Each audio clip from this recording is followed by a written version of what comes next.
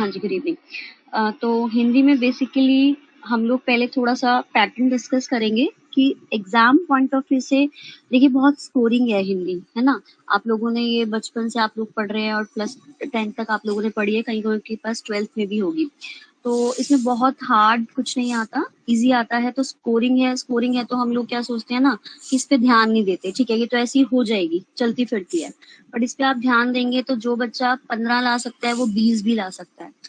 तो कोई इसमें बहुत बड़ी बात नहीं है आपके लिए।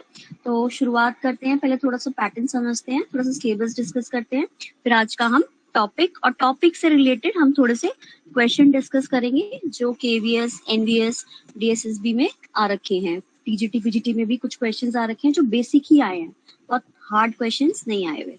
चलिए तो हम स्टार्ट करते हैं एक बार। इनकेस अगर मेरी कभी स्क्रीन ब्लैक हो जाए, कुछ रुक जाए, तो आप मुझे इन्फॉर्म कर दीजिएगा, ठीक है। Okay, am I audible? मेरी आवाज तो आ रही है ना सबको? चलिए ठीक है। हाँ जी, तो डीएसएसबी की अगर हम बात करें, पीआरटी की अगर हम बात करें, है ना, तो पीआरटी में क्या होता है कि आपके 20 क्वेश्चन आते हैं, क्योंकि हमारा जो फर्स्ट पार्ट में आता है और हर पार्ट के 20 क्वेश्चन है। तो इस 20 क्वेश्चन में हमारा जो पैसेज होता है वो वैसे तो नहीं देखने को मिला, सीटेट में तो आता है, लेकिन डीएसएसबी में हमें पैसेज तो नहीं देखने को मिलता। पैसेज हो गया या आपका प्रोज हो गया, इनकी गद्दे पद्दे, ये हमें देखने को नहीं मिलता। पीआरटी की बात मैं कर रही हूँ, टीजीटी पीजीटी में तो आपको मिल सकता है, वो भी पार्ट 2 जो हमारा स्पेसिफिक आता है उसमें मिल सकता, उसमें आते ही हैं और काफी हाई लेवल के आते हैं। तो बाई चांस आ भी सकते हैं, नहीं भी आ सकते। दूसरी चीज जो इसके अंदर मेनली सिलेबस आता है, जो हम बात करते हैं, इसके अंदर जो हिंदी है, हिंदी भाषा है, उससे रिलेटेड क्वेश्चंस बहुत आते हैं, कम आते हैं। बेसिकली व्याकरण या ग्रामर जो पोर्शन है उससे क्वेश्चंस ज्यादा आते हैं। तो जो बच्चे टीजीटी पीजीटी के लिए तैयारी कर रहे हैं, हिंदी के लिए या फिर किसी भी और सब्जेक्ट के लिए, है ना, उनके लिए ये जो हिंदी भाषा वाला पार्ट है ये इम्पोर्टेंट है। अगर आप पीआरटी के लिए भी तैयारी कर रहे हैं तो भी इसमें से क्वेश्चंस आपके आ सकते हैं। अब इसमें से कौन से टॉपिक हमारे होते हैं हिंदी भाषा वाले में, यानी कि हिंदी के बारे में आपको क्या पता होना चाहिए। जब अगर आप हिंदी पढ़ते हैं तो हिंदी के बारे में आपको क्या पता होना चाहिए, इसके बारे में आपको, यानी कि हिंदी कौन सी शब्द से उत्पन्न हुई है, हिंदी का क्या विकास रहा, राजभाषा कब बनी, राष्ट्रभाषा कब बनी, कब इसका मानकीकरण हुआ, मतलब छोटे छोटे क्वेश्चंस पीआरटी के लिए। इसकी उपभाषा कौन सी है, बोलियां कौन सी है। पहले डीएसएस भी बहुत सारे क्वेश्चन पूछता था कि ये वाली भाषा कौन से भाषा परिवार से है, ये वाली भाषा जो है किसकी उपबोली है, किसकी बोली है, इस तरीके के क्वेश्चन को पूछता था। देवनागरी लिपि के बारे में, ब्राह्मी लिपि के बारे में, ठीक है। और कौन कौन से सम्मेलन हुए, सम्मेलन जो होते हैं ये पीआरटी में ना आके टीजीटी पीजीटी में आते हैं, इंपॉर्टेंट होते हैं। नागरी पचारणी सभा जो अलग अलग मतलब इसके लिए बनी हुई है कमेटीज हिंदी के लिए भी, है ना। तो ये हमारा हिंदी के अंतर्गत बेसिकली हिंदी भाषा का हम इतिहास, पूरा विकास पढ़ते हैं, उसका इतिहास जिसे बोलते हैं कि हिंदी भाषा की शुरुआत कैसे हुई और क्या क्या किन किन चरणों से गुजर के आज जो आप हिंदी पढ़ रहे हो, खड़ी बोली का जो बिगड़ा हुआ रूप जो था, जो आप पढ़ रहे हो आज की मानकीकरण हिंदी, वो कैसे विकसित हुई। दूसरा जो हमारा पीआरटी पॉइंट ऑफ व्यू से अब जो इंपॉर्टेंट चीजें आनी शुरू हो जाती हैं, सबसे पहला है हमारा वर्ण विचार। अब इस वर्ण विचार के अंतर्गत हमारी 3 चीजें आती हैं, ठीक है जी। वर्ण विचार के अंतर्गत हमारी 3 चीजें आती हैं। इसके अंदर हमारी वर्णमाला, वर्णमाला के अंतर्गत क्या आता है आपका कि वर्णमाला के अंतर्गत आपका जितने भी हमारी स्वर हैं, व्यंजन हैं, किसका कौन सा स्थान है, ये डीएसएसबी के फेवरेट क्वेश्चंस हैं। वो पूछता भी है कि जो ये आपका कोई पर्टिकुलर वर्ण है, ठीक है, जो संयुक्त अक्षर वर्ण है, ये डीएसएसबी पीआरटी में आई थिंक मेरी स्क्रीन चली, ब्लैक हो गई है क्या मेरी स्क्रीन? यस मैम, चली गई। Yes ma'am. Okay, just a moment please wait. ये ना स्क्रीन लॉक हो जाती है तो इश्यू कर देता है।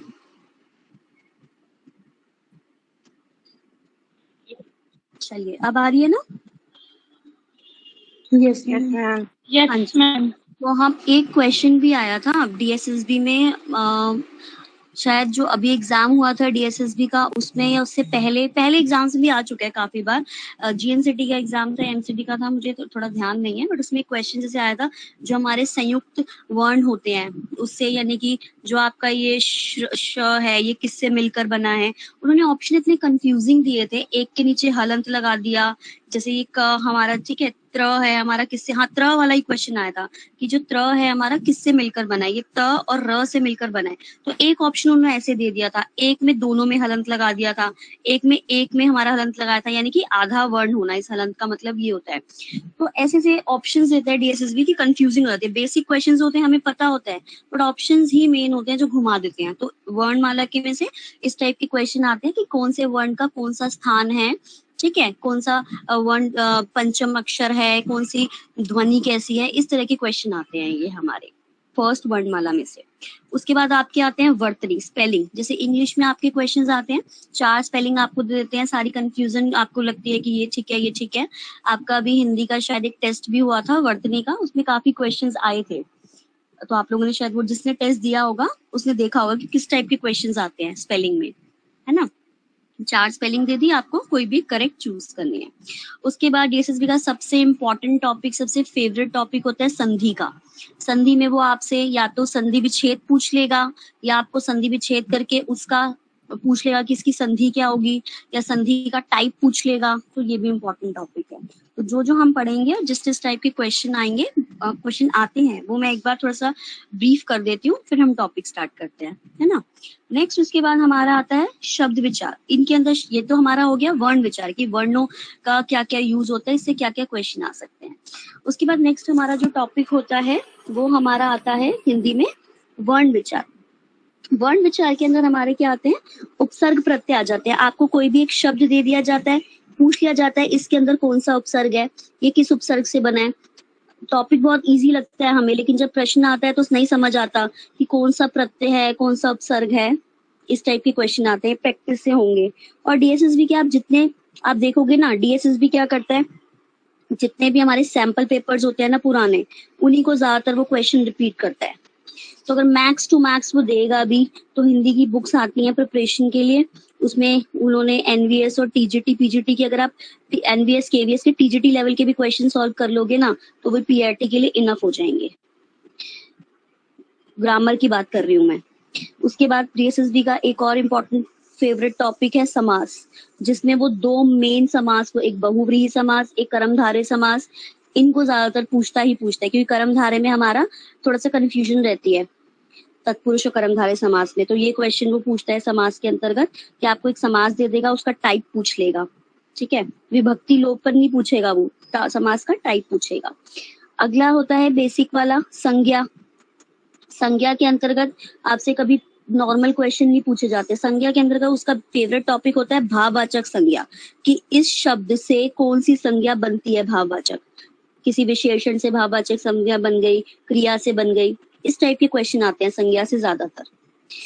नेक्स्ट तत्सम तद्भव। तत्सम तद्भव में वो आपको कोई भी शब्द दे देता है और पूछता है कि ये तत्सम है या तद्भव है, या इस शब्द का तत्सम शब्द क्या होगा, इस शब्द का तद्भव शब्द क्या होगा। आप लोगों में से कईयों ने दे रखे होंगे एग्जाम डीएसएसबी पीआरटी के, तो आई थिंक जो मैं बोल रही हूँ उससे आप रिलेट कर पा रहे हैं। इस टाइप के क्वेश्चंस आते हैं ना। जी मैम आते हैं, यस मैम, है ना, ये क्वेश्चंस आते हैं हिंदी में, हमें लगता है बहुत इजी है और हम गलत कर जाते हैं। अगला आता है जी आपका प्रायवाची। प्रायवाची में वो आपसे, ये तो देखो ये रटने वाली चीजें हैं, प्रायवाची हो गए, विलोम हो गए, मुहावरे हो गए, लकोक्तियां हो गई, ठीक है, ये सब चीजें रटने वाली हैं। तो ये तो आपको ही, जितना आप एक इसका सबसे अच्छा प्रोसीजर पता है क्या होता है, जो भी आप इवन इंग्लिश में भी आप ईडियम फ्रेजेस या स्पेलिंग या रूट वर्ड्स या वर्ड मीनिंग अगर आप करते हैं ना, तो इसका सबसे अच्छा पैटर्न यही है कि आप ना अपने डेली का आप बांध लीजिए, कि आपने मान लीजिए आपने 10 मिनट्स आपने हिंदी के लिए रख लिए, या 10 to 15 minutes, day by day इसको इंक्रीज कर लो, वो आपकी कैपेसिटी के ऊपर है और आपके टाइम टेबल शेड्यूल के ऊपर है। ऐसे इंग्लिश के लिए आपने रख लिए, आज ही हमने सोच लिया कि हमें मुहावरे पढ़ने हैं, तो 1 पेज के पढ़ो, 1 से ज्यादा मत पढ़ो, और पढ़ो, रटो मत, पढ़ो उसको 4 बार पढ़ लो, कुछ तो दिमाग में जाएगा। अगले दिन आप दोबारा जब उठाओगे तो पहले जो आपने पढ़ रखे हैं उनको एक बार दोबारा पढ़ो, फिर सेकंड पेज पे जाओ। इससे करते करते हमें कुछ वर्ड्स याद हो जाएंगे। तो ये इनका रटने का, इन्हें याद करने का यही एक तरीका है। हम उस एज में नहीं है कि हम बच्चों की तरह रटे, वो हमसे रटा भी नहीं जाएगा, पढ़ के ही याद होगा ये चीजें। हाँ, उसके बाद हमारे पास जैसे अनेकार्थी शब्द हो गए, ये सब चीजें, तत्सम तद्भव हो गए, उपसर्ग प्रत्यय हो गए, ये सब हमें पढ़ के ही समझ आएगा। नेक्स्ट आपका आ जाता है वाक्य शुद्धि। ये हमारा वर्तनी के अंतर्गत ही आ जाता है। इसमें वर्तनी ज्यादा आती है, वाक्य शुद्धि आती है डीएसएसबी में। कई बार अच्छे लेवल की भी आती है, कई बार इजी लेवल की भी आती है। आपको एक वाक्य दे दिया जाता है और उसमें पूछा जाता है कि क्या अशुद्धि है, क्या नहीं है। ठीक है जी। उसके बाद एक टॉपिक जो पूछते नहीं है लेकिन मैंने एक एग्जाम में देखा था, वो हमारा होता है पद परिचय। पूछा गया था एक एग्जाम में, अब मे भी हो सकता है शायद वो पीजीटी में था या पीआरटी में, थोड़ा सा कंफ्यूज हो रही हूँ। इसके अंतर्गत आपको एक पूरा वाक्य दे दिया गया था, ठीक है, और एक पर्टिकुलर शब्द दिया गया था और पूछा था पद परिचय समझते हैं आप क्या होता है? Yes ma'am.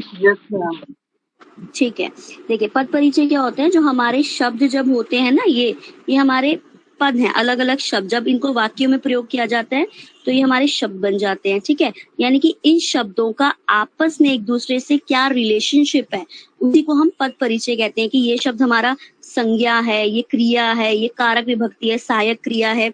ऐसे ऐसे आपसे क्वेश्चन पूछा गया था एक पेपर में। क्रिया से याद आया, बहुत इंपॉर्टेंट टॉपिक है क्रिया। क्रिया में अकर्मक सकर्मक तो पूछा जाता था, अब थोड़ा डीप पूछा जाता है। सहायक क्रिया, संयुक्त क्रिया, रंजक क्रिया, यानी कि जो ये टाइप है हमारे क्रिया के, मूल धातु से शुरू होकर। तो जो अभी बेसिक में आपको सिर्फ ये बता रही हूँ, जब हम पढ़ेंगे तो डीप में जाएंगे। अलंकार में, अलंकार बहुत ज्यादा नहीं पूछे जाते, बहुत ही बेसिक, या तो अनुप्रास, उपमा, रूपक, बेसिक वाले पूछे जाते हैं। आपसे हाई लेवल के नहीं पूछे जाते पीआरटी में। टीजीटी पीजीटी में वक्रोक्ति और ये सब पूरे मान, ये सब चीजें हाई लेवल की आती है उनकी तो। ठीक है, उसके बाद हमारा बस यही सब चीजें बचती हैं। आपसे लक्षणा शक्ति, जो शब्द शक्ति होती है, ये क्वेश्चन पीआरटी में नहीं पूछे जाएंगे। टीजीटी पीजीटी में जरूर पूछे जाएंगे, बट पीआरटी में नहीं पूछे जाएंगे। छंद। मैम एक क्वेश्चन था। हाँ जी मैम, एक बार ये वाच्य भी पूछा गया था, वाच्य क्या होता है मैम?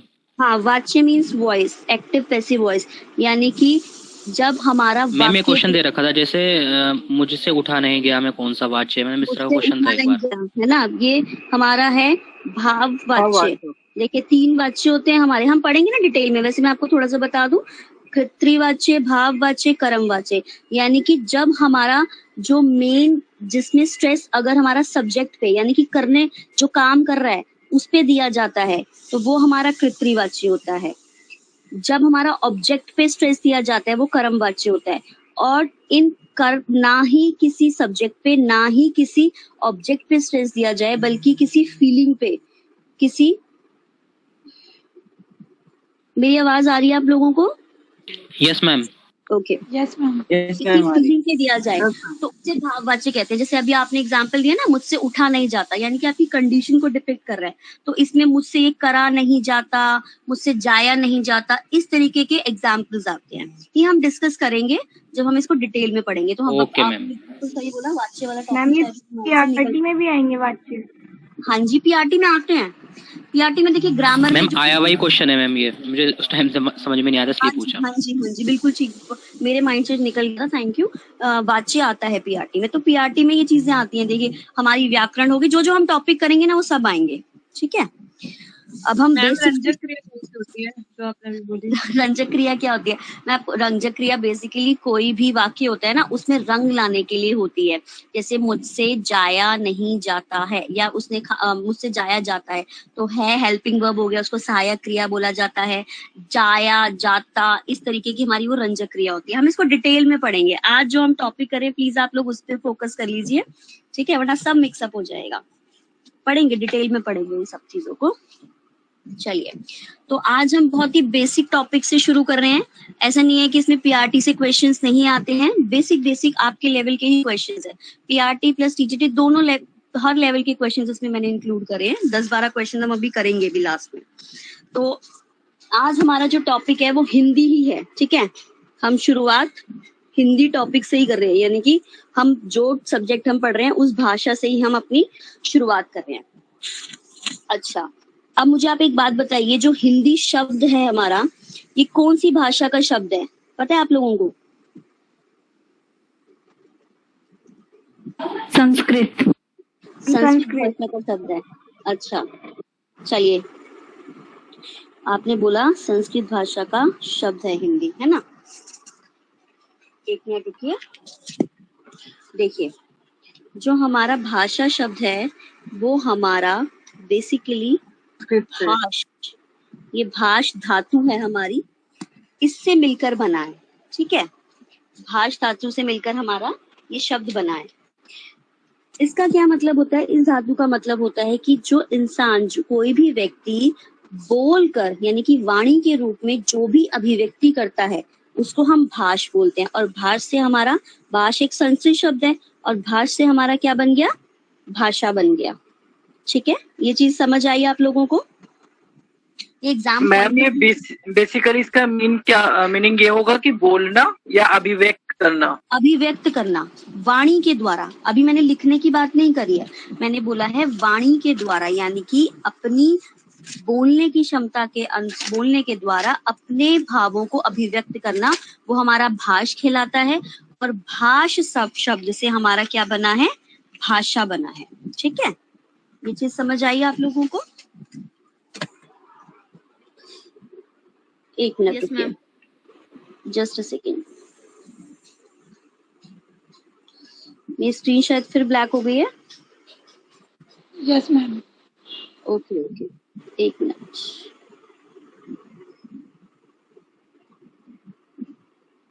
ओके,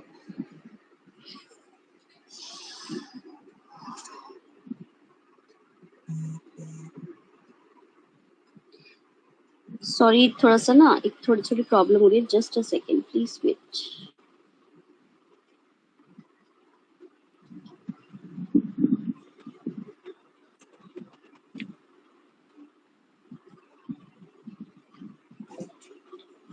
एक मिनट रुकेंगे।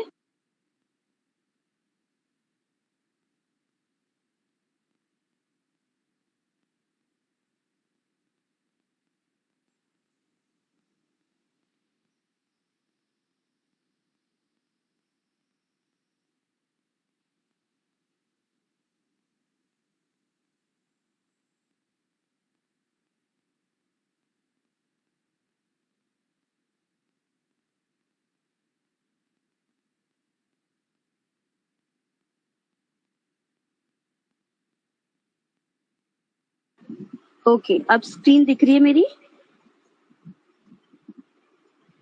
Yes ma'am. यस मैम, दिख रही है।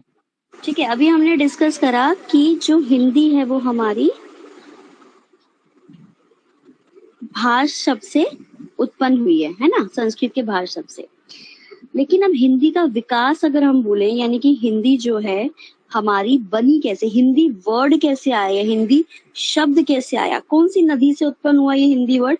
आपने पढ़ा भी होगा ये सब। सिंधु नदी। हाँ जी, बिल्कुल ठीक है ना? सिंधु से हमारा बना हिंदू। हिंदू। हिंदू में जब हमने इस हिंद में हमने ई प्रत्यय लगाया तो हमारा क्या बन गया? हिंदी। यानी कि अगर आपसे पूछ लिया जाए कि हिंदी जो है वो कौन, उसका विकास किससे हुआ है, तो सिंधु नदी से हुआ है। और हिंदी जो भाषा है वो उत्पन्न किससे हुई है? वो भाष शब्द, संस्कृत के भाष शब्द से उत्पन्न हुई है। कोई कंफ्यूजन इसमें? चलिए आगे बढ़ते हैं अब हम, है ना? अच्छा, मुझे अब बताइए, हम पढ़ रहे हैं हिंदी भाषा। अब ये वर्ड आ रहा है भाषा, बहुत बार पढ़ा है, पीआरटीज में, हम प्राइमरी क्लासेस में भी पढ़ाते हैं। ठीक है, अब मुझे बताइए भाषा का मतलब क्या होता है? क्या होता है भाषा? है क्या भाषा? अभिव्यक्ति करना, अपने विचारों को प्रकट करना। अच्छा देखिए, अब आप भी टीचर बनेंगे ना, आप बच्चों से क्वेश्चन पूछेंगे ना, बच्चे आंसर नहीं देंगे, आपको ऐसे लगेगा मैं तो बिल्कुल वन मोड पढ़ा रही हूँ, नीरस हो जाएगा बिल्कुल। तो प्लीज थोड़ा सा आंसर दीजिए, मुझे भी अच्छा लगेगा, आपको भी। बिल्कुल ठीक बोला आपने। जो भाषा होता है वो हमारे अपने जो विचार होते हैं, यानी कि जो भी हमारे मन में विचार उत्पन्न हो रहे होते हैं उनको प्रकट करना, वो हमारी क्या होती है? भाषा। अब भाषा को हम दो टाइप से प्रकट करते हैं, एक तो बोलकर जिसे हम मौखिक रूप कहते हैं, एक लिखकर जिसे हम लिखित रूप कहते हैं। आपको ये सेंट ग्लोरी के टेलीग्राम पे क्वेश्चन आया था आप लोगों के पास कि भाषा का जो मूल रूप होता है उसमें ऑप्शन थे मौखिक, लिखित या दोनों। तो कुछ स्टूडेंट्स क्या होता है बताइए, मूल रूप कौन सा होता है? मौखिक मौखिक होता है मैम। मौखिक, बोलकर। अच्छा, दोनों नहीं होते मौखिक और लिखित? हम दोनों होते हैं। हाँ, दोनों होते हैं ना, वही तो मैं कह रही हूँ, दोनों होने चाहिए। नहीं, इसका आंसर है मौखिक। कुछ बच्चों ने दोनों ही लगाए थे। अगर आपके पास ऑप्शन होते ना खाली मौखिक और लिखित तो आप पक्का मौखिक पे लगाते, लेकिन जब हमारा थर्ड ऑप्शन आ गया दोनों, तो आपने देखा, आपने सोचा नहीं इसमें ज्यादा भाई भार है, दोनों चीजें आ रही है, ये ज्यादा वेटेज वाला है तो हम इस पे लगा देते हैं। वही हम गलती करते हैं। इसका मूल रूप जो है, मूल मीन्स ओरिजिनल रूप। भाई लिखना तो इंसान ने बाद में सीखा ना, बहुत बाद में। पहले तो चित्र लिपि आई, चित्र बनाने सीखे, भाव व्यक्त करने सीखे, अपने अंग प्रदर्शन हाथों से इशारों में बात करना सीखा, लिखित तो बहुत बाद में आया। तो मूल का मतलब होता है ओरिजिनल। जो भी आप कॉन्स्टिट्यूशन जैसे सर पढ़ा रहे थे, आप पढ़ रहे थे ना ओरिजिनल कॉन्स्टिट्यूशन में कितने हमारे आर्टिकल्स थे, क्या था, कितने फंडामेंटल राइट्स है, ये सब। तो ऐसे ही मूल मीन्स ओरिजिनल। ओरिजिनली जो हमारी भाषा थी वो बोलकर ही व्यक्त की जाती थी। तो आपसे अगर क्वेश्चन, ये वाला पहला क्वेश्चन आपसे, मतलब हमारी इस क्लास का फर्स्ट क्वेश्चन यही है कि जो भाषा है उसका मूल रूप कौन सा है, तो भाषा का मूल रूप होगा मौखिक। मूल रूप का मीन्स होता है जो ओरिजिनल पहले, सबसे पहले क्रम में क्या आया। तो फर्स्ट क्वेश्चन हमारा ये था, ठीक है। आप चाहे मैम तो ये लिख भी इससे भी तो हम सकते हैं। समझ सकते हैं ना कि जैसे आपने हाँ जी। बताया भाष शब्द जो है वो वाणी के द्वारा व्यक्त करना है, तो मैम वहां से भी हाँ ले सकते हैं समझना कि वाणी के द्वारा कर रहे हैं ना, हाँ तो लिख थोड़ी रहे वहां पर। बिल्कुल बिल्कुल, क्योंकि उत्पत्ति ही भाष शब्द से हुई है, वाणी से हुई है ना, हमारी बोल करी। अभी आप आदि मानव को भी देखोगे या किसी और को भी, उन्होंने भी क्या, सबसे पहले हम लोगों ने बोलने का ही क्रम सीखा। तो हमारा सबसे मूल रूप क्या है भाषा का? बोलना ही है। दोनों ऑप्शन आए तो आप दोनों पे टिक मत कीजिएगा। अच्छा, अब हमारा नेक्स्ट टॉपिक जो सेकंड पॉइंट आता है वो आता है हमारा जो हमारी हिंदी भाषा है। हमारे विश्व में बहुत सारी भाषाएं हैं, ठीक है। कुछ जो विद्वान है वो 2, 9, 6, 7 समथिंग मानते हैं, और वैसे हम इसको अप्रोक्सीमेट 3000 समथिंग लिख देते हैं। यानी कि इतनी भाषाओं में से, एक जगह मैंने शायद NOIS की बुक थी या कहाँ थी, कुछ DSS भी, हाँ एक और चीज याद आई मुझे इससे, NOIS से, आपकी NOIS की ही बुक है, उसमें एक भाषा का कुछ था, SCRT की पता नहीं NOIS की, उसमें भाषा का एक पूरा टॉपिक है, भाषा व्यक्ति। इसमें से इतने सारे क्वेश्चंस पूछे गए थे, लास्ट टू लास्ट एग्जाम में एक एक लाइन से क्वेश्चन उठाया गया था उस टाइम पे, साइकोलॉजी में और हिंदी में भी उठाया गया था, कुछ लैंग्वेज में क्वेश्चन में भी, कि इतने टाइम में बच्चा, हाँ साइकोलॉजी में इतने टाइम में बच्चा बैबलिंग शुरू करता है। तो प्लीज आप वो बुक जरूर पढ़ लीजिएगा। इवन राहुल सर ने आपको बता दिया होगा, स्टिल आप वो बुक जरूर पढ़िएगा NIOS की, ठीक है। बहुत इंपॉर्टेंट है आपके लिए, साइकोलॉजी के लिए, पार्ट 2 के लिए बहुत इंपॉर्टेंट है। Back to the topic. परी था। हाँ सब जी। लोग अक्सर ये बात करते हैं, शायद ये कहीं पर क्वेश्चन भी आया था कि भाषा का मतलब जो केवल अभिव्यक्ति ही नहीं करना होता है, अपितु इसमें किसी की बात को समझना, एनालाइज करना और साथ साथ अंतर स्पष्ट करना, ये सब चीजें भी इंक्लूडेड होती है। Is it true? बिल्कुल ठीक है। अब आप सुनिए, देखिए मैं अपने भावों को अभिव्यक्त कर रही हूँ, है ना, मैं अपनी चीजों को बोल के बता रही हूँ। तो देखिए जो हमारी कम्युनिकेशन होती है उसमें कोडिंग डिकोडिंग दोनों प्रोसेस होती हैं। अब मैं कोड कर रही हूँ, मैंने कुछ वर्ड्स में आपको चीज बता दी, जब तक आप उसको डिकोड नहीं करेंगे, आप समझेंगे नहीं उस भाषा को, या आपने जो अभी मुझे इतनी बड़ी लाइन बोली है ना, जब तक मैं उसको नहीं समझूंगी, उसको एनालाइज नहीं करूंगी, उस पर सोचूंगी नहीं, तो क्या वो प्रोसेस पूरी हो जाएगी? लैंग्वेज हमारी थिंकिंग प्रोसेस, लैंग्वेज अगर आप ये पियाजे का भी पढ़ेंगे तो पियाजे ने भी यही बोला है, सबसे पहले हमारी थॉट प्रोसेस, यानी कि लैंग्वेज और थॉट प्रोसेस दोनों आपस में कनेक्टेड हैं। जब तक हमारे मन में विचार नहीं उठेंगे, है ना, और हम उसे भाषा को रूप नहीं देंगे, तब तक उसका कोई यूज नहीं है। तो सेम चीज जो अभी आपने परिभाषा बोली है, जो भी आपने कथन बोला, उसमें जितने भी वर्ड्स दिए गए कि हमें एनालाइज करना है, उस पर चिंतन करना है, अभिव्यक्ति करनी है, ये सब चीजें उसमें इंक्लूड हैं। सिर्फ बताना ही भाषा नहीं है, उस पर विचार करना, उस पर सोचना। अगर आप कोई चीज पढ़ भी रहे हो तो जब तक आप उसको ग्रहण नहीं करोगे उसके अर्थ को, उसका कोई मतलब नहीं है। तो ये बिल्कुल कथन बिल्कुल सत्य है, ठीक है। चलिए अब हम आते हैं, हमने अभी बात करी कि जो हमारी भाषाएं हैं 3000 अप्रोक्स में से हिंदी भी एक हमारी भाषा है, यानी कि वर्ल्ड की हिंदी भी एक भाषा है। अब अगर हम हिंदी का वो देखें, स्वरूप देखें, मतलब उसका अगर हम स्ट्रक्चर देखें, यानी कि इसको अगर हम बोलते हैं उसकी आकृति या उसका रूप देखें, आपसे क्वेश्चन टीजीटी में पूछा जा सकता है, ये पीआरटी में हाँ भी ना भी, डिपेंड अपॉन डीएसएसबी के दिमाग का क्या है क्या नहीं। देखिए दो रूप होते हैं भाषा के, एक होता है हमारा अयोगात्मक भाषा और एक होता है हमारा वियोगात्मक भाषा। तो अगर आपसे पूछा जाए कि जो हिंदी का स्ट्रक्चरल रूप है, यानी कि हिंदी का जो आकृतिक रूप है, वो हमारा कौन सा इन दोनों में से या दोनों ही हैं, तो इसका आंसर होगा हमारा वियोगात्मक भाषा। अब इस वियोगात्मक और अयोगात्मक का क्या मतलब होता है? देखिए जो हमारा अ उपसर्ग होता है ना, अ का मतलब होता है निषेध, नहीं, ना होना। अगर आप बच्चों को भी जब पढ़ाएंगे अपनी क्लासेस में, मान अपमान, अ मीन्स नहीं, नेगेटिव उपसर्ग होता है ये हमारा।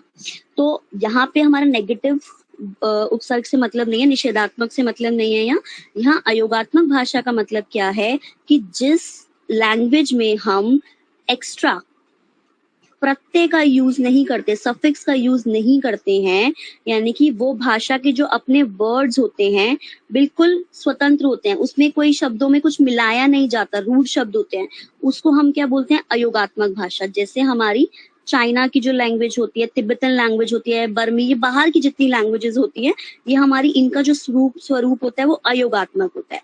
लेकिन जो हमारी हिंदी है, हमारी जो भाषा है, भारत की भाषा, उसका स्वरूप जो है वो है वियोगात्मक।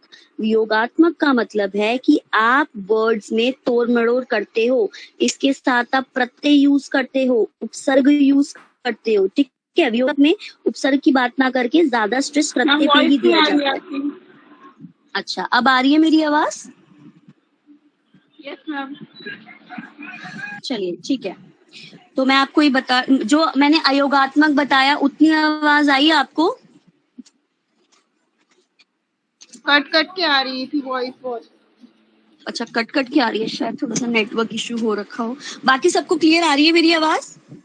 यस मैम, क्लियर है। Yes ma'am. ओके मैम, आप प्लीज, हो सकता है आपकी तरफ से भी थोड़ा सा नेट इशू हो, है ना, तो आप एक बार डिस्कनेक्ट होके दोबारा ज्वाइन कर लीजिए। ये भी हो सकता है कि आपकी तरफ से भी थोड़ा सा नेटवर्क इशू हो। हाँ जी, तो हम क्या बात कर रहे थे? अयोगात्मक और वियोगात्मक रूप की बात कर रहे थे कि हिंदी जो हमारी है वो वियोगात्मक रूप होता है, उसका जो उसका स्ट्रक्चर होता है वो वियोगात्मक होता है। इस वियोगात्मक मीन्स इसमें स्ट्रेस जो है प्रत्यय पे दिया जाता है, यानी कि हम हिंदी शब्दों में, भाषा में तोड़ मोड़ या नए शब्द बनाने के लिए हम प्रीफिक्स का सफिक्स का यूज, प्रत्यय का यूज करते हैं। जैसे हमारी इंग्लिश हो गई है ना, हमने मान लीजिए लिख दिया हमने केयर, केयर के साथ हमने जो सफिक्स है फुल लगा दिया, तो केयरफुल बन गया, एक नया वर्ड बन गया। ऐसी इतिहास है, उसके बाद इक लगा दिया, ऐतिहासिक बन गया। तो ये हिंदी इंग्लिश लैंग्वेज जो हो जाती है वो हमारी क्या होती है? योगात्मक स्ट्रक्चर होता है इसका। और जो बाहर की लैंग्वेज होती है वो क्या होती है? अयोगात्मक। तो अगर आपसे सेकंड प्रश्न हमारी इस क्लास का यही है कि अगर आपसे क्वेश्चन ये पूछ लिया जाए कि हिंदी का जो स्वरूप है वो कैसा है, अयोगात्मक है, वियोगात्मक है, कैसा है, तो हमारी हिंदी का स्वरूप कैसा है? वियोगात्मक। इसमें प्रत्ययों का भरपूर प्रयोग देखने को मिलता है। ठीक है, चलिए अगला प्रश्न। अगला केवल अंग्रेजी भाषा और हिंदी में ही ये एक नहीं, बंगाली में भी है और भी होंगी एग्जाम्पल्स। बंगला, जो बंगाल की लैंग्वेज है बंगला, उसमें भी देखने को मिलता है। अब मुझे बंगला लैंग्वेज आती नहीं है, इसलिए मैं आपको एग्जाम्पल दे नहीं पाऊंगी, सॉरी। कहने का तात्पर्य यही है कि जिस जैसे कि भाषा में शब्दों को यानी कि तोड़ा जाए या कुछ नए शब्दों को मिलाकर एक नया शब्द बनाया जाए, उसका मतलब योगात्मक होता है। हाँ, ओके, थैंक यू। मतलब प्रत्ययों का यूज किया जाए बेसिकली, ठीक है, जो सफिक्स का यूज किया जाए हमारा। चलिए नेक्स्ट, ये टॉपिक तो देखिए लिपि, ये बहुत इंपॉर्टेंट टॉपिक है लिपि। इसके बारे में हम ना डिटेल से भी पढ़ेंगे, क्योंकि क्यों डिटेल से पढ़ेंगे, कुछ लोग यहाँ पे शायद टीजीटी पीजीडी वाले हो सकता है नहीं भी हो, क्योंकि इसमें ना बहुत डीपली क्वेश्चन आते हैं कि पीजीटी पीजीडी के लिए तो आते हैं, पीआरटी के लिए जो क्वेश्चन आते हैं वो अभी हम डिस्कस कर लेंगे। लिपि क्या होती है? लिपि क्या होती है तो आपने पढ़ा होगा, अभी हमने भाषा डिस्कस की, तो लिपि क्या होती है? जिस फॉर्म में लिखा जाता है मैम। हाँ, लिखने का ढंग। ठीक है, अगर हम नॉर्मल भाषा में बोले तो यानी कि किसी चीज को लिखना, है ना। अभी मैं बोल रही हूँ, नॉर्मली मैं बोल रही हूँ, अब इस बोलने को ही, इसके अंदर बहुत सारी ध्वनियां हैं। इस लिपि में ही अगर आप ध्यान से देखें तो ल हमारी है और प है, यानी कि ल की ध्वनि, ल प की प ध्वनि है ये तो। लेकिन इन ध्वनियों को हम लिखेंगे कैसे, यानी कि इन ध्वनियों को जब हम चिन्हबद्ध कर देते हैं, इनको हम एक अक्षरात्मक या वर्णात्मक रूप प्रदान कर देते हैं, इनके लिए हम एक निश्चित सिंबल्स दे देते हैं, तो उसको हम क्या बोलते हैं, लिपि बोलते हैं। इनकी लिखने का ढंग। अब जो हमारी हिंदी है, हिंदी की क्या लिपि है हमारी, ये तो सबको पता होगा, देवनागरी। है ना, देवनागरी। ये क्वेश्चन तो बहुत बेसिक डीएसएसबी में बहुत पहले पूछा जाता था, जब शुरू में डीएसएसबी एग्जाम लेता था। अब डीएसएसबी ने थोड़ा सा लेवल इंक्रीज कर दिया है, बट इस क्वेश्चन की इंपॉर्टेंस अभी भी कम नहीं हुई है। ये इवन आपसे एक क्वेश्चन पूछा गया था इसमें, जो एमपी का एक असिस्टेंट प्रोफेसर का एग्जाम हुआ था, 2017 में हुआ था। आप मानेंगे एमपी के असिस्टेंट प्रोफेसर के एग्जाम में भी ये क्वेश्चन पूछा गया था कि जो हिंदी की लिपि है वो कौन सी है। आपसे एग्जाम पूछोगे उसकी लिपि क्या है, देवनागरी, यानी कि इसकी इंपॉर्टेंस कम नहीं है इस क्वेश्चन की। एक क्वेश्चन आपका केवीएस के पीजीटी हिंदी में भी पूछा गया था, उस क्वेश्चन की लैंग्वेज क्या थी, एक देखिए जो हमारा क्वेश्चन एमपी के असिस्टेंट प्रोफेसर के एग्जाम में पूछा गया था वो क्वेश्चन, प्लीज किसी का माइक अनम्यूट है, थोड़ा सा म्यूट कर लीजिए, थोड़ी डिस्टर्बेंस आ रही है, जब आप आंसर करेंगे तो उसको अनम्यूट कर लीजिएगा। तो हाँ जी, मैं डिस्कस कर रही थी कि एमपी के असिस्टेंट प्रोफेसर में एक क्वेश्चन पूछा गया था कि हिंदी की लिपि क्या है, और ऑप्शंस दे रखे थे उसमें बहुत ही मंदारिन, देवनागरी, रोमन, इस तरह मतलब अलग अलग जो लैंग्वेजेस की लिपियां है ना उसके एग्जाम्पल दे रखे थे।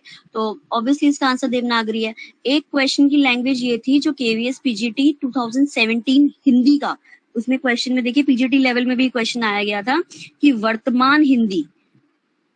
अब आप डिफरेंस समझ रहे हैं ना, क्वेश्चन में एमपी असिस्टेंट में पूछा गया था कि हिंदी की लिपि कौन सी है, और यहाँ पूछा गया था वर्तमान हिंदी की। तो अच्छा मुझे बताइए, हिंदी की लिपि तो देवनागरी होगी, वर्तमान हिंदी की लिपि कौन सी है, देवनागरी। हाँ, तो बहुत इसमें कंफ्यूज नहीं होना हमें कि यहाँ तो हमें वर्तमान हिंदी दे दिया गया, वहां हिंदी दे दिया गया, क्या डिफरेंस है, सेम ही है। दोनों हिंदी जो है वो हमारी खड़ी बोली से ही उत्पन्न हुई है, तो हिंदी की जो लिपि है वो क्या होगी, देवनागरी ही होगी। ठीक है। एक क्वेश्चन पूछा गया था हमसे कौन से एग्जाम में था, एनवीएस के एग्जाम में पूछा गया था, टीजीटी के एग्जाम में, कि फारसी लिपि का पूछा गया था। जो फारसी लिपि है वो कैसे लिखी जाती है, मतलब उसका लिखने का तरीका क्या होता है, दाईं से बाईं लिखी जाती है या बाईं से दाईं लिखी जाती है, कैसे लिखी जाती है, दाएं से बाएं, बाएं से दाएं, है ना, दाईं से बाईं लिखी जाती है, यानी कि लेफ्ट टू राइट लिखी जाती है हमारी फारसी लिपि। तो हम कई बार क्या होता है कंफ्यूज हो जाते हैं, मैं तो बहुत कंफ्यूज रहती हूँ दायां बायां में, तो एक ही चीज में थोड़ा सा याद, मैम राइट टू लेफ्ट, आप लोग नहीं रहते होंगे मैम राइट टू लेफ्ट। हाँ, Farsi right to left, Farsi लिपि हमारी जो होती है वो राइट टू लेफ्ट लिखी जाती है, हाँ राइट टू लेफ्ट। और जो देवनागरी लिपि होती है वो हमारी दायां से, ये बाईं से दाईं की तरफ लिखी जाती है। ठीक है, लेफ्ट टू राइट लिखी जाती है। तो ये क्वेश्चन भी आ सकता है, ये एनवीएस के 2016 एग्जाम में आया था, 2016 के एग्जाम में, वो भी टीजीटी के पेपर में आया था। तो पीआरटी के लिए तो बहुत ही इंपॉर्टेंट है ये लिपि से 2-3 क्वेश्चन जो होते हैं वो इम्पोर्टेंट है। एक क्वेश्चन डीएसएस भी बहुत बार पूछ चुकी है कि देवनागरी लिपि जो है वो हिंदी के अलावा कौन सी लैंग्वेज में, उसने 4 ऑप्शन दिए थे, उसमें 3 ऑप्शन तो ऐसे थे कि जो जिसमें देवनागरी लिपि जो होती है वो हमारी यूज होती है और लैंग्वेजेस में, और एक उसने ऐसे दिए थे जो उसमें नहीं होती है। तो और किस किस में यूज होती है हमारी जो देवनागरी लिपि है हिंदी के अलावा, संस्कृत, हाँ संस्कृत में, क्योंकि हिंदी तो संस्कृत से ही, जननी तो संस्कृत ही है हिंदी की, है ना, सारी भाषाओं की जननी तो संस्कृत ही है, संस्कृत में तो होगी। बिल्कुल ठीक है, संस्कृत में होती है, बताइए और किसमें होती है संस्कृत में, सॉरी किसमें, अपभ्रंश। अच्छा, अपभ्रंश स्वरूप है उसका मराठी, हाँ मैं लैंग्वेज पूछ रही हूँ, भाषा पूछ रही हूँ, मराठी में और मराठी, बांग्ला, गुजराती, नेपाली, ये 4 भाषाएं ऐसी हैं जिनमें हमारी देवनागरी लिपि यूज होती है। ठीक है मैम एक बार रिपीट कर दीजिए। संस्कृत, मैम एक बार ठीक है, मैं दोबारा लिख देती हूँ यहाँ पे, 1 मिनट रुक जाइए, आप लिख लीजिए। ये क्वेश्चन भी बहुत देखिए 2-3 क्वेश्चन जो हमने डिस्कस करे हैं ना, पहला क्वेश्चन हमारा मूल रूप का था, सेकंड क्वेश्चन हमारा हिंदी के स्वरूप पर था कि हिंदी का स्वरूप वियोगात्मक होता है। नेक्स्ट क्वेश्चन हमने डिस्कस किया था, थर्ड क्वेश्चन, कि हिंदी की लिपि कौन सी है, वो है देवनागरी है हमारी लिपि। ठीक है, ये लिपि कैसे लिखी जाती है हमारी, ये लेफ्ट टू राइट लिखी जाती है। फिर हमने पढ़ा था फारसी लिपि कैसे लिखी जाती है, फारसी लिपि हमारी राइट टू लेफ्ट लिखी जाती है। ये क्वेश्चन, ये वाले ये क्वेश्चन भी इंपॉर्टेंट हैं। फिर फिफ्थ क्वेश्चन हमने ये पढ़ा था जो डीएसएसबी ने पूछा था एग्जाम में, कि हिंदी के अलावा देवनागरी लिपि में और कौन सी भाषाएं लिखी जाती हैं। ये भी आपका असिस्टेंट प्रोफेसर के एग्जाम में आ चुका है, 2017 या 16 में आया था ये एग्जाम में। तो ये हमारी फर्स्ट लैंग्वेज है संस्कृत, नेक्स्ट है आपकी मराठी, नेपाली, और एक है जी आपकी हिंदी। ठीक है, तो 4 भाषाएं ऐसी हैं जो हमारी देवनागरी लिपि में लिखी जाती हैं। तो इसे भी नोट कर लीजिए, बहुत इंपॉर्टेंट क्वेश्चन है। ये क्वेश्चन आने के चांसेस हैं पीआरटी में, टीजीटी, पीजीटी सब में। जब ये असिस्टेंट प्रोफेसर में आ सकता है तो जी पीआरटी में तो कंफर्म आ सकता है। ये क्वेश्चन बहुत इंपॉर्टेंट है, बेसिक क्वेश्चन है ये। यस मैम, बहुत इम्पोर्टेंट क्वेश्चन है। हाँ, ये आया भी हुआ एग्जाम में, 2-3 बार आ रखा है ये एग्जाम में।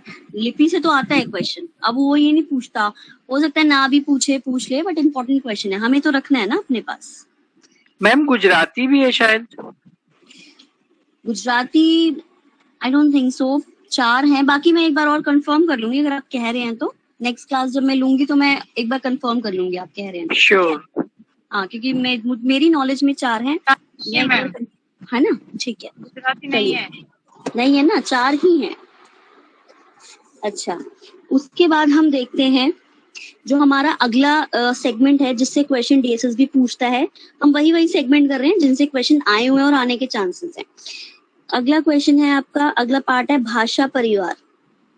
देखो, इससे क्वेश्चन आता है भाषा परिवार से कि हिंदी कौन से भाषा परिवार की है, कुल कितने भाषा परिवार हैं, है ना, और ये जो हमारा इस भाषा परिवार में कौन सी भाषा सम्मिलित नहीं है। ऐसा क्वेश्चन डीएसएस भी पूछ चुकी है। तो आप पहले मुझे बताइए भाषा परिवार होता क्या है भाषा परिवार?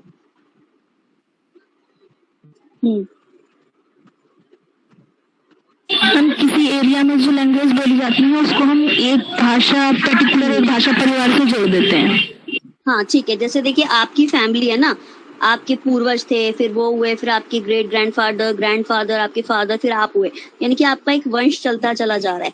सेम भाषा का भी अपना एक परिवार है जिसमें शुरुआत में एक ही ओरिजिन से, एक ही वंश से जो भी हमारी भाषाएं निकलती हैं वो अपना एक भाषा परिवार बना लेती हैं। ठीक है, ये तो हमारी बेसिकली इसकी नॉलेज के लिए हो गया कि थोड़ा सा परिभाषा के रूप में कि भाषा परिवार होता क्या है। अच्छा, क्वेश्चन ये आ सकता है डीएसएस में कि जो भारत, मतलब हमारे जिसको हम मोटे मोटे तौर पर कैटेगराइज करते हैं, वैसे तो 12-13 भाषा परिवार हैं विश्व की बात करें अगर हम, लेकिन अगर हम भारत की बात करें तो हमारे कितने भाषा परिवार हैं? 4। हाँ, मैम, बिल्कुल 4 ठीक है, हैं। 4 भाषा परिवार हैं। ठीक है, जो सबसे इम्पोर्टेंट देखिए हमारे 4 भाषा परिवार हैं। एक हमारा है भारोपीय, यानी कि भारत यूरोपीय परिवार, और हिंदी इसी से संबंधित है। ये इम्पोर्टेंट, पर ये आपके लिए एग्जाम पॉइंट ऑफ व्यू से ये आपको याद रखना जरूरी है। मेन आपको याद रखना है, टोटल हमारे 4 भाषा परिवार हैं। ठीक है, उसके बाद इनके नाम, भारोपीय परिवार हो गया, द्रविड़ भाषा परिवार हो गया, साउथ में जो भी लैंग्वेजेस यूज होती हैं यहाँ पे, आर्य, ऑस्ट्रिक हो गया, ऑस्ट्रिक भाषा परिवार हो गया। आर्य नहीं है, आर्य तो भारोपीय का ही एक रूप है, आर्य भाषा परिवार भारोपीय का ही एक रूप है। और फोर्थ हमारा हो गया चीनी तिब्बती। तो आपके 4 भाषा परिवार हैं, भारोपीय भाषा परिवार या इसको भारत यूरोपीय बोलते हैं, द्रविड़ भाषा परिवार, ऑस्ट्रिक और चीनी तिब्बती। तो आपके लिए जो इम्पोर्टेंट है वो है ये 2, भारोपीय और द्रविड़ भाषा परिवार, क्योंकि हमारे जो इंडिया है इसमें इसकी ज्यादातर, इसके अंदर हमारी हिंदी और जो भी हमारी नॉर्थ की जो भी लैंग्वेजेस होती है, नॉर्थ स्टेट्स की, ठीक है, वो सारी हमारी भारत यूरोपीय परिवार में आती हैं।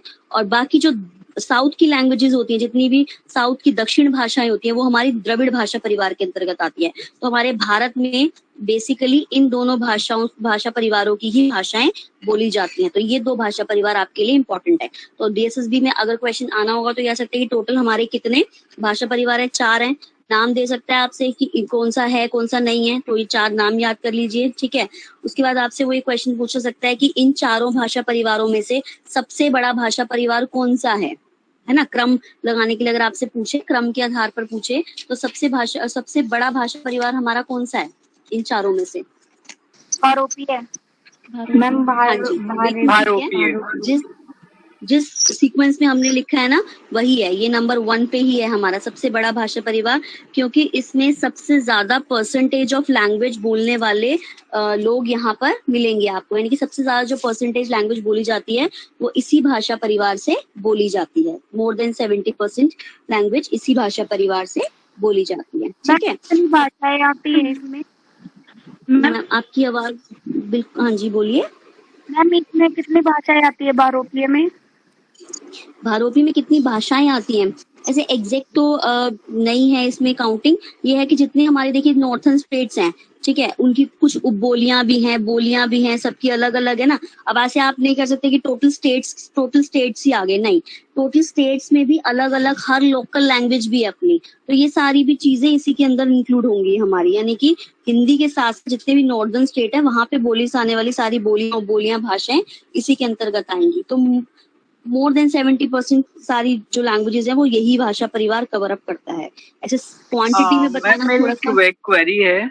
जैसे बता रही ना कि यहाँ पे ऑस्ट्रिक जो भाषा परिवार है और चीनी तिब्बत भाषा परिवार, तो मैंने अभी जैसे मैं अभी पढ़ रहा था थोड़ी देर पहले ही, तो एनसीईआरटी में ही है वो डिफरेंट है क्या? ये इन्होंने लिखा था कि उत्तर पूर्वी भाषा जो है ना, उत्तर पूर्वी राज्य है वहां पर बर्मा तिब्बत भाषा परिवार बोली जाती है, और मध्य भारत में तो आपने जो बताया, और जैसे उड़ीसा झारखंड जैसे राज्य में ऑस्ट्रिया और यानी ऑस्ट्रिक यूरेशिया भाषा बोली जाती है, इस तरह का वो था।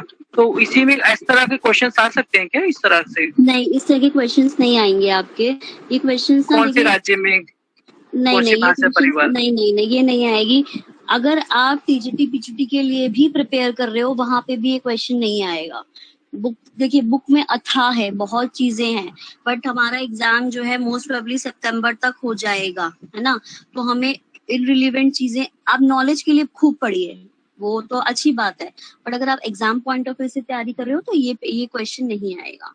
नॉर्मल बेसिक ज्यादातर व्याकरण कवर करेगी। ये तो हम आज डिस्कस इसलिए कर रहे हैं कि इसमें से जो क्वेश्चन आ रखे हैं प्रीवियस एग्जाम्स में और जो डीएसएस भी पूछ चुका है, तो हम इसीलिए इनको बहुत डिटेल में ना जाके ओवरव्यू के तौर पर इस टॉपिक को हम पढ़ रहे हैं, ठीक है। Okay ma'am, thank you. चलिए, हाँ जी, तो नेक्स्ट मैं आपको क्या बोल रही थी, एक आपसे ये भी क्वेश्चन पूछा जा सकता है, ठीक है, कि अगर आपसे पूछा जाए जो हिंदी है, हिंदी का हमारा जो रिलेशन है वो इन चारों भाषा परिवार में से किससे है? आपसे क्वेश्चन पूछा जा सकता है। भारोपीय से, ठीक है, वो हमारा भारोपीय से है। अब किसी ने ना एक वर्ड यूज किया था मैम, आर्य भाषा परिवार, है ना, आपने आर्य भाषा परिवार वर्ड यूज किया था।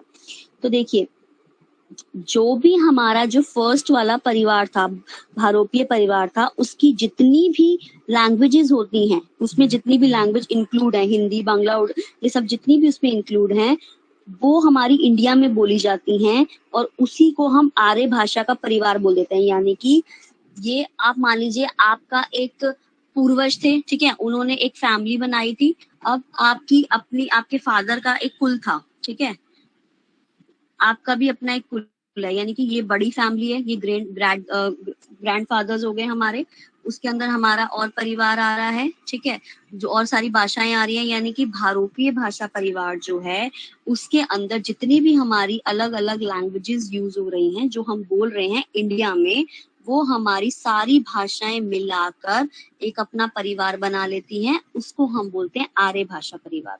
तो आर्य भाषा परिवार में हमारी जितनी, यानी कि अगर आपसे पूछ लिया जाए हिंदी का संबंध तो भारोपीय से है, अगर भारोपीय भाषा परिवार ना हो और ये पूछ लिया जाए कि हिंदी का संबंध इनमें से कौन सी भाषा और कौन से भाषा परिवार से और आर्य भाषा परिवार उसमें ऑप्शन हो, तो आप उसे भी टिक करेंगे। तो इसमें दोनों ही इंक्लूड होंगे हमारे, ठीक है। ये हमारा बड़ा भाषा परिवार है भारोपीय पूरे भारत का, और भारत में 4 भाषा परिवार, लेकिन इस भारोपीय भाषा परिवार में और जो लैंग्वेज बोली जाती है उसको हमने एक सेपरेट परिवार में रख दिया, उसको हमने बोल दिया आर्य भाषा परिवार, ठीक है। ये क्वेश्चन शायद एक पूछा था सेंट ग्लोरी के टेलीग्राम में भी कि इनमें से कौन सी भाषा द्रविड़ भाषा परिवार में नहीं है। कितनी, अच्छा आप बताइए द्रविड़ भाषा परिवार में हमारी कुल कितनी भाषाएं होती हैं? आई थिंक 5 है शायद। 5 होती हैं। चलिए ये, हाँ जी, कोई तमिल, और? तेलुगु, मलयालम, हाँ, कन्नड़ और 5 बोली ना आपने, एक और नाम बताइए। तमिल हो गया, तेलुगु हो गया, कन्नड़ हो गया और मलयालम। तो 4 हो गए, शायद 4 हो गए। हाँ ना, आप 5 बोल रहे थे। नहीं, देखिए जो द्रविड़ भाषा परिवार है उसमें हमारी 4 ही भाषाएं आती हैं, तमिल, तेलुगु, मलयालम और कन्नड़। एक क्वेश्चन हमारा आया था, ये वाला क्वेश्चन ही आया था एनवीएस के टीजीटी एग्जाम 2016 में। तो आप देख रहे हैं एनवीएस का, टीजीटी का लेवल और हमारी डीएसएसबी पीआरटी का लेवल, मतलब पीआरटी का लेवल कितना हाई है कि वो ये बेसिक क्वेश्चंस दे रहा है और डीएसएसबी और एनवीएस में टीजीटी में ही क्वेश्चंस आ रहे हैं। तो अब आप इसी से अंदाजा लगा सकते हैं डीएसएसबी का लेवल अच्छा खासा है। तो उसको हल्के में नहीं लेना, हिंदी को भी हल्के में नहीं लेना, लैंग्वेजेस को हल्के में, बहुत स्कोरिंग है ये, तो उसे कर लीजिएगा।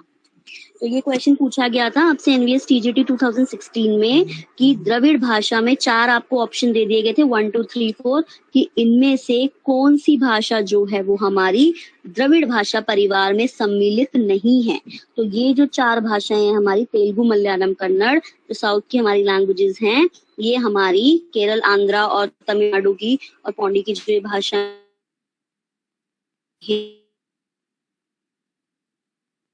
भाषा परिवार, ठीक है, परिवार है। चलिए समझ आया आप लोगों को इतना जो हम पढ़ा है? वॉइस ब्रेक हो रही, मैम वॉइस ब्रेक हो रही है। यस मैम, वॉइस ब्रेक हो रही थी मेरी? Yes ma'am, yes ma'am. 1 minute रुकिए प्लीज 1 मिनट रुकिए, प्लीज 1 मिनट रुकिए। हाँ, मैं आपको ये बोल रही थी कि हमारा ये क्वेश्चन आया था डीएसएस में कि कौन सा भाषा परिवार जो है द्रविड़ भाषा परिवार में इन 4 तमिल, मलयालम, कन्नड़, तेलुगु, 3 ऑप्शन दिए थे, एक ऑप्शन कुछ अलग दे दिया था उन्होंने, था कि कौन सी जो भाषा है इसमें सम्मिलित नहीं है। तो आप ये याद रखिएगा कि 4 भाषाएं हमारी सम्मिलित हैं, उसके अलावा अगर हमारा कोई और नाम आ रहा है तो वो हमारा द्रविड़ भाषा परिवार में इंक्लूड नहीं है, ठीक है। इतना समझ आया आप सबको? Yes ma'am, yes ma'am. Screen show नहीं हो रही, मेरी वॉइस आ रही है? Yes ma'am. Hello, screen black हो गई। यस मैम, वॉइस आ रही है, स्क्रीन नहीं आ रही। अच्छा 1 मिनट रुकिए बस। यस मैम, आ गई स्क्रीन। मैम आ गई है ना, आ गई ना। चलिए अब हम थोड़े से ना फटाफट एक बार क्वेश्चन डिस्कस कर लेते हैं जो हमारे एग्जाम, प्रीवियस एग्जाम्स में ना आ रखे हैं। 6-7 क्वेश्चन है, ज्यादा नहीं है। देखिए ये वाला क्वेश्चन हम डिस्कस कर चुके हैं कि जो, अच्छा अगर आपसे पूछा जाए कि हमारी जो भारत है, हमारा जो इंडिया है, उसकी संपर्क भाषा कौन सी है? कौन सी है हमारे भारत की संपर्क भाषा? हेलो, इंग्लिश है ma'am, I think English Hindi है मैडम, है ना, इंग्लिश है। चलिए ठीक है। अच्छा अब मेरा पहला प्रश्न ये था, अब दूसरा प्रश्न थोड़ा सा ध्यान से सुनिएगा। मेरा दूसरा प्रश्न है कि हमारे विश्व की संपर्क भाषा कौन सी है? इंग्लिश। इंग्लिश है मैम, इंग्लिश। इंग्लिश है। तो अभी तो आपने भारत के लिए बोला, अभी तो आपने भारत के लिए बोला कि भारत की संपर्क भाषा हमारी इंग्लिश है, विश्व की भी इंग्लिश है, हिंदी का तो कोई स्थान ही नहीं है इसका मतलब, है ना? मैम इंडिया की हिंदी होनी चाहिए। नहीं मैम, मैं पूछ बिल्कुल ठीक है, मैम इंग्लिश। इसमें आपको कंफ्यूज नहीं होना। देखिए, क्वेश्चन पूछ रहा हूँ, संपर्क एक मिनट, सब भाषा, confuse हो रहे हैं। राजभाषा, एक- राष्ट्रभाषा, इन कोई कुछ बोल रहा है? थोड़ा प्लीज म्यूट कर लीजिए। मैम मैं अगर बोल आप रहा हूँ, मैंने आंसर नहीं पूछा दे रहे हैं तो म्यूट कर लीजिए। आपसे भाषा है। बोलिए। मैडम मैं कुछ पूछ रहा हूँ आपसे। बिल्कुल मेरी आवाज ऑडिबल आ रही नहीं है, है आप। मैम हाँ, मैम बोलिए, चार्जिंग बोलिए। खत्म होने वाली है अब शायद आपकी। कोई मैडम बात पूछ नहीं, रहा हूँ, मैंने भारत की चार्ज लगा संपर्क दिया है। भारत की संपर्क भाषा हिंदी है या इंग्लिश है, दोनों में से कौन सी है मैडम? मैं कंफर्म कर रहा हूँ आपसे। हाँ, मैं भारत की, अभी भारत आंसर की। वही उसी टॉपिक पे मैं आ रही हूँ, उसी ठीक है टॉपिक मैडम, पे मैं आ रही हूँ। देखिए, भारत की जो संपर्क भाषा है, ठीक है, यहाँ पे आपसे संपर्क भाषा पूछा गया है, राजभाषा, राष्ट्रभाषा या ऑफिशियल लैंग्वेज, ये सब आपसे नहीं पूछा गया है। तो संपर्क मतलब होता है कम्युनिकेट करना मदर लैंग्वेज में। अलग अलग स्टेट्स हैं, सबकी अपनी अपनी मदर लैंग्वेज है, सबकी अपनी अपनी मातृभाषा है। तो इन मातृभाषाओं के अलावा हम आपस में कैसे कम्युनिकेट कर पाए, इसके लिए कॉमन लैंग्वेज जो ऑफिशियल ऑर्डर पे भी चलती है वो हमारी हिंदी बना दी गई है। तो अगर आपसे प्रश्न पूछा जाए कि भारत की संपर्क भाषा कौन सी है, तो आप हिंदी लगाएंगे, और आपसे पूछ लिया जाए विश्व की कौन सी है संपर्क भाषा, तो इंग्लिश। अब हमारे प्रधानमंत्री बाहर जाते हैं तो वो संबोधन तो वो कर देते हैं हिंदी में, लेकिन अगर वैसे देखा जाए तो ऑफिशियल जो भी हमारा जितने भी हमारे एग्रीमेंट्स चलते हैं तो वो हमारी किस में चलते हैं, इंग्लिश में ही चलते हैं कंट्रीज से। तो 2 क्वेश्चन आपके यहाँ ये कवर अप हो गए। कंफ्यूज नहीं होना कि भारत की संपर्क भाषा हिंदी में, ये भी एनवीएस में प्रश्न पूछा गया है आपसे। विश्व का नहीं पूछा गया था, भारत का पूछा गया था, और इसमें इंग्लिश भी होगा। तो कई बच्चों ने शायद इंग्लिश लगाया भी होगा। तो ये 2 क्वेश्चन आपको क्लियर हो गए? Yes ma'am. Yes ma'am, clear हो गए। है ना? Yes ma'am. एक क्वेश्चन अभी हमने डिस्कस कर लिया था, वो लिपि वाले हम क्वेश्चन डिस्कस कर चुके थे जो आए थे हमारे केवीएस में, एमपी असिस्टेंट प्रोफेसर में। एक क्वेश्चन ये पूछा गया था कि जो रोमन लिपि है उसमें कौन कौन सी भाषा हमारी लिखी, 4 ऑप्शन थे उसमें कि रोमन लिपि में कौन सी भाषा नहीं लिखी जाती। ये भी एनवीएस का प्रश्न है। इसमें 4 ऑप्शन देखिए, सुनिए क्या थे। पहला था इंग्लिश, अंग्रेजी था, जर्मनी, तीसरा था फ्रांसीसी, और चौथा था चीनी। तो इसमें से कौन सी ऐसी भाषा है जो रोमन लिपि में नहीं लिखी जाती? चीनी? मैम चीनी। हाँ जी, बोलिए। चीनी। हाँ, चीनी नहीं लिखी जाती। ठीक है, चीनी की अपनी एक अलग लिपि है, वो है मंदारिन लिपि, चित्रात्मक लिपि के अंतर्गत आती है ये। तो अगर आप ये 4 इंग्लिश, जर्मन, फ्रांसीसी रोमन भाषा में लिखी जाती है, चीनी नहीं लिखी जाती। ये भी इंग्लिश का एक प्रश्न था। एक प्रश्न ये आया कि हिंदी किस भाषा परिवार की भाषा है, तो हम ऑलरेडी डिस्कस कर चुके हैं, भारोपीय परिवार की। एक आपका आया था सर्वाधिक बोलने जाने वाली भाषा कौन सी है। इसमें 4 ऑप्शन थे शायद, एक था हिंदी, एक था मैम एक बार इंग्लिश, और रिपीट और करिए। 2 हाँ ठीक है, मैं दोबारा रिपीट करती हूँ। ये हम डिस्कस कर चुके थे। क्वेश्चन ये था कि हिंदी की भाषा परिवार की भाषा है, वो हमने डिस्कस किया था। भारत भारोपीय भाषा परिवार की, या इसको भारोपीय परिवार भी बोला जाता है। ठीक है, एक क्वेश्चन ये भी था कि भारत में सबसे ज्यादा भाषा कौन सी बोली जाती है, हिंदी से तमिल, उर्दू। ये 4 ऑप्शन थे उसमें प्रश्न। मैम एक क्वेश्चन रिपीट करना। मैम वॉइस बताइए। ब्रेक हो रही है मैम बहुत।